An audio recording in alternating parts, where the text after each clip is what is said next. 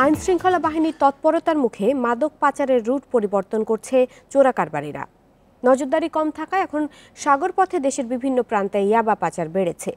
এছাড়াও ব্যবহার হচ্ছে বান্দরবানের গহীন অরণ্য, আর এই কাজে ব্যবহার করা হচ্ছে রোহিঙ্গা শরণার্থীদের। টেকনাফ থেকে সড়কপথে চট্টগ্রাম হয়ে দেশের বিভিন্ন প্রান্তে পৌঁছায় ইয়াবা।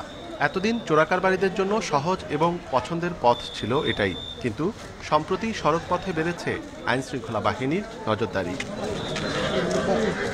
এই অবস্থায় ইয়াবা পাচারের পথ পরিবর্তন করেছে মাদক ব্যবসায়ীরা। পুলিশ বলছে ৮ মাসে পটুয়াখালী থেকে ইয়াবা উদ্ধার হয়েছে প্রায় ৮ লাখ। আটক করা হয়েছে ৭৬ জনকে। ধারণা করা হচ্ছে এসব ইয়াবার পুরোটাই নেওয়া হয়েছে টেকনাফ থেকে সাগর পথে।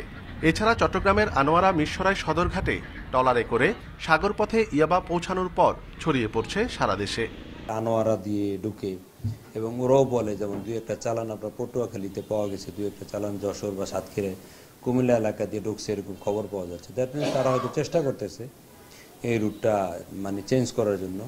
মূলত টেকনাফ থেকে সাগর পথে বরিশাল ও খুলনা উপকূল, নাইক্ষ্যংছড়ি হয়ে বান্দরবান, কেরানীহাট হয়ে রাঙ্গুনিয়াকে নতুন রুট হিসেবে বেছে নেওয়া হচ্ছে। এইসব রুটে মাদক পাচারের ঝুঁকি কম হলেও পরিবহন বেশ কষ্টের, তাই এসব পথে ব্যবহার করা হচ্ছে রোহিঙ্গাদের। চলতি বছর এরই মধ্যে প্রায় ২.৫ লাখ ইয়াবাসহ আটক করা হয়েছে অন্তত ১০ রোহিঙ্গাকে। বন্দুকযুদ্ধে মারা গেছে ২ জন। আমার দেশের ভিতরে যদি কেউ কোনো ফৌজদারি অপরাধ করে, সে বিশ্বের যে কোনো নাগরিক হোক, আমার দেশের আইনে তার বিচার হবে।